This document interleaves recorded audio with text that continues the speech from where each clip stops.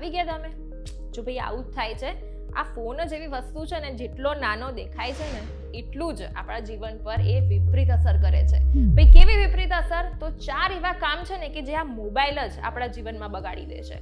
ચાલો તમારી સાથે શેર કરું આ 4 ટ્રીક.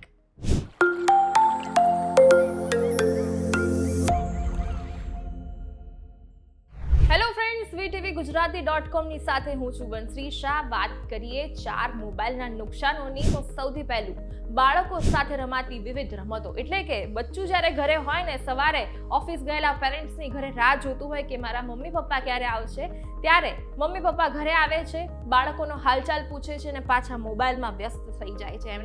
એનું આડઅસર શું થાય છે કે બાળકો સાથે જ્યારે પહેલાના જમાનામાં મોબાઈલ નહોતો ત્યારે ગેમ રમતા હતા, એક્ટિવિટી કરાવતા હતા કે વાર્તાઓ કહેતા હતા, એનો અભાવ આવી ગયો છે. એટલે સૌથી મોટું નુકસાન એ કર્યું છે આ મોબાઈલ ફોને કે પેરેન્ટ્સ અને બાળકોની વચ્ચે પણ મોટું જ ડિસ્ટન્સ આવવા લાગ્યું છે. બીજું નુકસાન, આપણે પિકનિક પર જઈએ છીએ ત્યારે શું કરીએ છીએ, આજુબાજુનો જે નજારો આપણે જે એન્જોય કરવાનો હોય એની જગ્યાએ શું કરીએ છીએ કે પહોંચતાની સાથે જ આપણે સૌથી પહેલા ફોનનો કેમેરો ઓન કરીએ છીએ અને ફોટોઝ ક્લિક કરવા લાગીએ છીએ. એમાં ઘણીવાર એવું થાય કે ઘરે આવીને આપણે ફોટોઝ ચેક કરીએ કે ભાઈ કયો ફોટો સારો છે, કયો ફોટો સારો છે. ત્યારે જ આપણને રિયલ વ્યૂના દર્શન તો ઘરે આવીને ફોનમાં થાય છે, આપણે તો ત્યાં એન્જોય જ નથી કરી શકતા.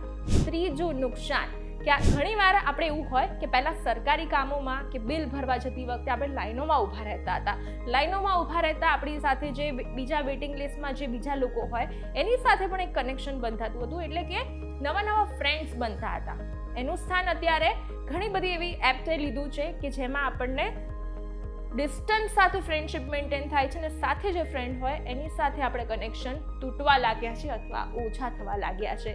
એટલે આવી જગ્યાઓ પર જતા હતા, નવા ફ્રેન્ડ્સ બનતા હતા, એની સાથે વાતોચીતો થતી હતી અને લોંગ ટર્મ ફ્રેન્ડશિપ પણ થતી હતી, જેનો હવે અભાવ આવી ગયો છે.